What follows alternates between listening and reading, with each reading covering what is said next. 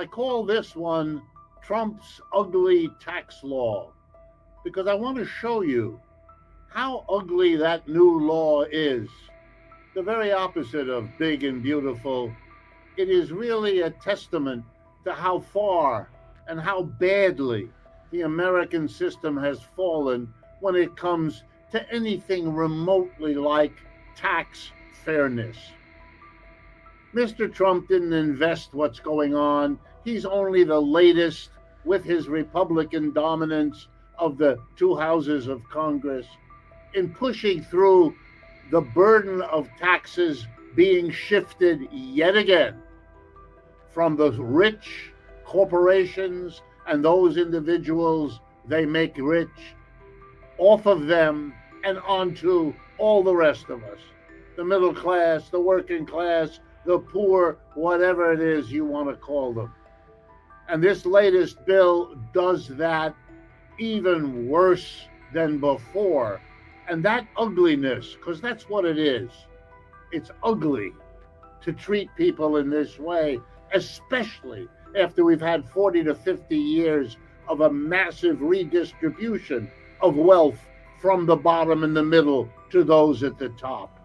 They have no decency there. They have no shame. They're grabbing it all. And this tax law, as I'm going to show you, is another step in this awful, ugly direction. So here we go, and we'll keep it very simple. There are two sources of the taxes that find their way to the federal government. One of them are the taxes paid by businesses, a profits tax. You might think of it as the income tax for business. Their income is called their profit. It's a profits tax. And the other tax is on you and me, on working people. It comes out of our salaries and our wages, directly or indirectly, when we earn them, when we spend them. That varies, but it's not a fundamental difference. The real issue is, who pays? Corporations and the rich on the one hand, or all the rest of us, the vast majority, on the other. Now, there was a time in American history, more than once, but most recently, right after World War II, in the 1940s, 50s, 60s, into the 70s, when corporations and the rich were required to pay significant amounts of taxes. Oh, it's not that they hadn't shifted on to us beforehand. They had. No sooner was an income tax passed early in the 20th century than corporations and the rich went to work across the entire last century to shift it. But as late as the 40s, 50s, 60s, and 70s, corporations and the rich paid significant amounts. They don't anymore. It's really important that you understand that. Here's how it went. First, the corporations and the rich used their wealth to make donations to the politicians, to hire the lobbyists to work on the politicians who get elected, to change the law, to cut the taxes that they have to pay, down, down, down, starting in the 1960s and 70s and dropping progressively after that. Now they are at about as low as they have been. Mr. Trump gleefully provided another big tax cut after all the others in the December 2017 show in Washington. And the ugly tax law just passed a week or two ago is yet another step beyond the first step Mr. Trump took to cut the taxes of corporations and the rich. Okay, when the government does that, when the government does that, it then has to follow suit by accommodating the cut in taxes it's given to corporations and the rich. And how does the federal government do it? It finds somebody else to tax, or it cuts spending, but on who? On you and me. It dare not cut the spending on the corporations and the rich, because that's why corporations and the rich give them all that money to get into office so they don't mess with corporations and the rich.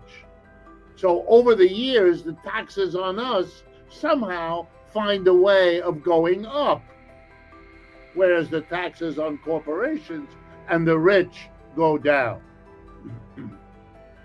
But if you cut taxes on corporations and the rich, and if you raise them on the rest of us, you get a tax revolt from the people. And we've had that in America for the last 30 or 40 years. Doesn't work all the time, but it puts a limit on how much the government can tax us.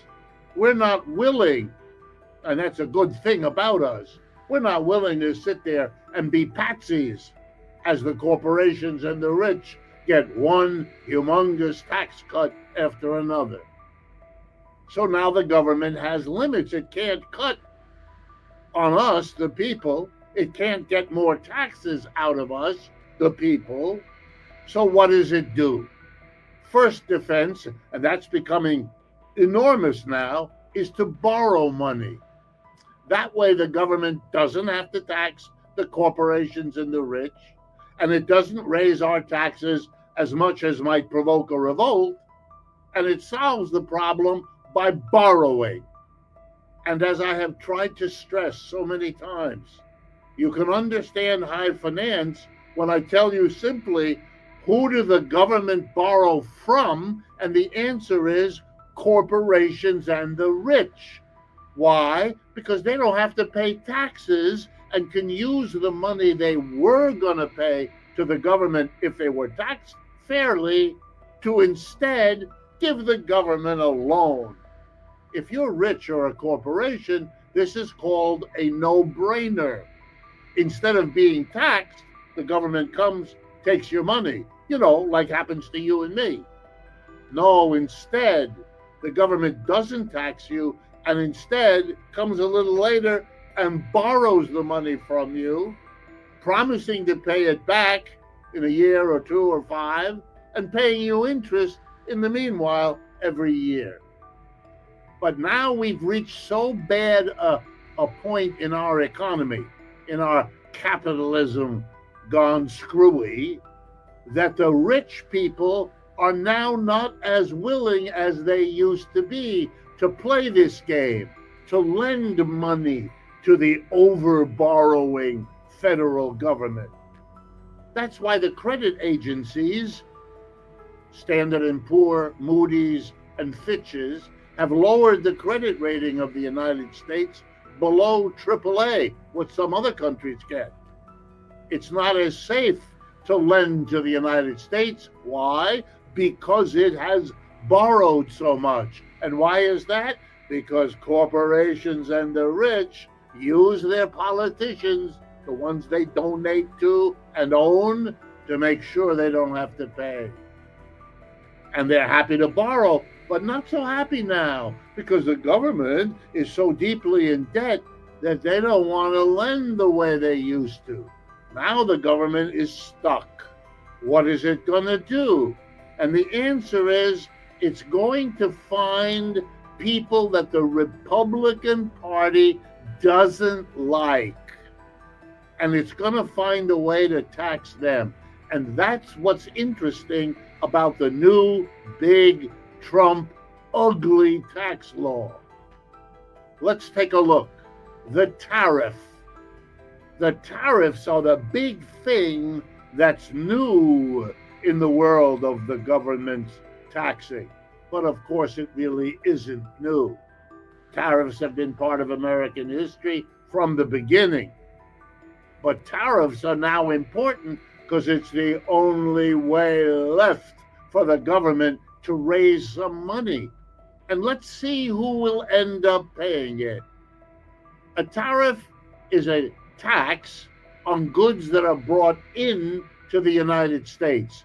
They have to be paid by the businesses who bring in goods. You know, Walmart that brings in the goods that you can buy at the Walmart store, or Amazon that collects goods from around the world and then shovels them to you. All the companies that make things in America that have parts that have to be brought from around the world. For example, all of our automobile companies, all of our appliance companies, those that we have left. So it's companies, American companies, that bring the goods in, and foreign companies who have operations here who bring the goods in. Those companies pay Uncle Sam the tariff. But now here comes the good or the horrible news, depending on whether you're a corporation or a worker. If you're a corporation, what you do is pay that tariff and then raise the price of whatever you sell to recover for yourself what you have to give to Uncle Sam. So who in the end pays for the tariff? You and I, the American consumer. Who else has the new ugly tax bill targeted? Well, whoever the Republicans don't like. Big, rich universities. You know, the Harvards and the Yales and the Princetons and all of them, they're seeing a nice big tax hike. Why? Because the government doesn't like them. The people who come out of them with educations don't seem to like the Republicans all that much either, and therefore they get whacked. It's not a very large amount of money that we're talking about, but the symbolism is enough. You can see who the Republicans are going after to try to solve the problem they made worse by borrowing all those years and by letting corporations and the rich keep reducing what they pay. It puts all the rest of us in a terrible bind. And finally, what do we see? The government going through and firing all those federal employees, cutting the budget, destroying the education department, canceling foreign aid, wiping out. Why? Because they're not willing to tax corporations and the rich, and the corporations and the rich won't even lend them anymore the money because they're too in debt. So they're going to cut savagely across the board and pretend it doesn't cost us anything. You want to know one of the reasons why the rest of the world is changing its attitude towards the United States? It's because we're not doing foreign aid. Oh yeah, our religions may tell us help those, quote, less fortunate than yourself. But we just cut that back, or we allowed a leader in our name to do that. That's going to cost us around the world. We are not in the position we were. And this tax cut panders to the richest amongst us at our expense. And let me assure you, the prices will be going up to make us pay for all the circus of tariffs that Mr. Trump has been treating us to over the last 6 months. If interventions like this strike you as interesting and useful, please share this video with co-workers, friends, neighbors, relatives, whoever might be interested. It's a kind of conversation that we all ought to be having, since we all have to live with the results of what is being done in our name. And of course, you know, as I do, that doing this costs money. And if you can help us in that regard, it would be enormously appreciated. Thank you.